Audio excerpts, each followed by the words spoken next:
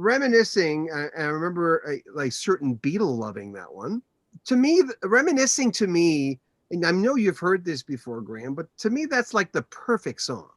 Well, I've come to see it that way too. I mean, I didn't feel that when I wrote it, but it's not just the perfect song. I think it's a perfect record in terms of every part on that record, and is just so stunningly original. And that song will be around for 500 years. Like it's just so timeless. It's there are certain songs that just the planets align somehow.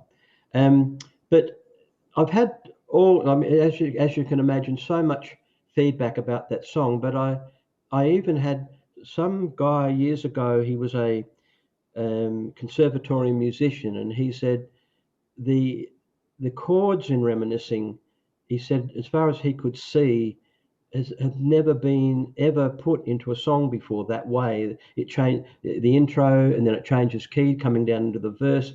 He said, "You must be like, did you write it on piano? How did you do this?" And I said, "Well, look, no, none of that. I could just hear that in my head, and I just transcribed it onto my guitar. It took me like under half an hour to write it. The lyric came with the melody and the But chords. It all just the phrasing of that, even the beginning. I mean, I'm listening to the phrasing, I'm going, sounds like a guy talking, but the bounce of the phrasing and even going into the chorus, I'm going, how did he come up with that?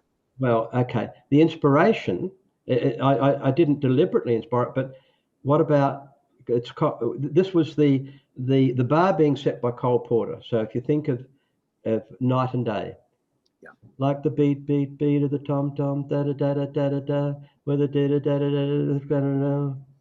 That's the one note thing. Friday night it was late, I was walking you home. So I started with Friday night it was late on the one note, but then Friday night it was late, I was walking you home. We got down to the gate and I was dreaming of the night. The chord change there.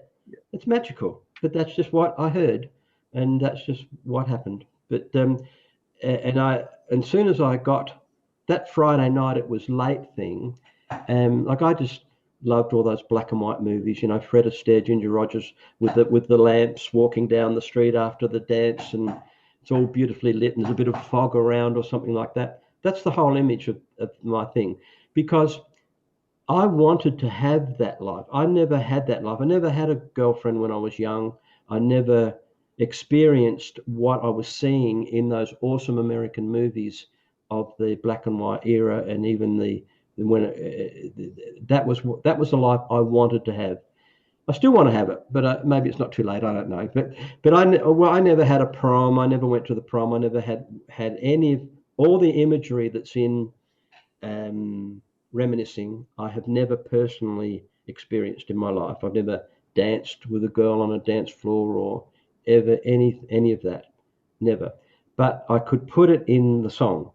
So I just let my imagination go, and I think because it is an experience of so many people, particularly in the US and Canada, and that is what goes on in America when you're a teenager, and you have that they're the most wonderful years, so people can relate to it so much, and it's just it is a perfect song for so many reasons, and that's why it just goes on and on and on and on, and just I mean every day I just get my email box is full with people saying how much they love that song and what a companion it's been for their life. It's a Well, wonderful thing.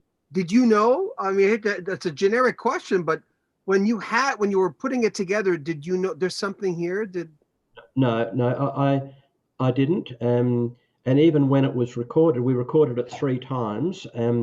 The first twice it didn't work out because it didn't have the right keyboard player on it. But eventually we got Peter Jones, the most wonderful, who played the Rhodes on the thing, on the song. But when we finished Sleeper Catcher and the album went to Capitol, and we were waiting for 5 weeks before we got a call to say, look, we like the album, but there are no singles on it. Could we maybe record something else? And and then some guy in New York said, look, you guys are crazy. Reminiscing is a smash. That's what you should be putting out. And they said, well, I don't know. It's a bit, the Capitol was saying that they couldn't hear it. So they reluctantly put it out. And of course, it just went ballistic. But it wasn't like, oh, isn't this wonderful? And even we didn't think, well, this is the song we've been waiting for. We didn't, even though we loved the record that we'd made, but we didn't say, well, this is really going to get us going now. But then we followed it up with Lady, which was as big, and in fact is equally as big with even today on the same record. And so it was just, as I say, planets align. But we didn't know. We just were in there recording. Well, I put Lady together forward for the first album, all the albums. It got knocked back because Glenn didn't really like the song. It wasn't a lyric that he enjoyed. So it was always sort of left off and never got a Guernsey. But then when it came to Sleeper Catcher, we had one spot left, and I brought Lady again, and Glenn said, oh, not again. And luckily the producer agreed to put it on.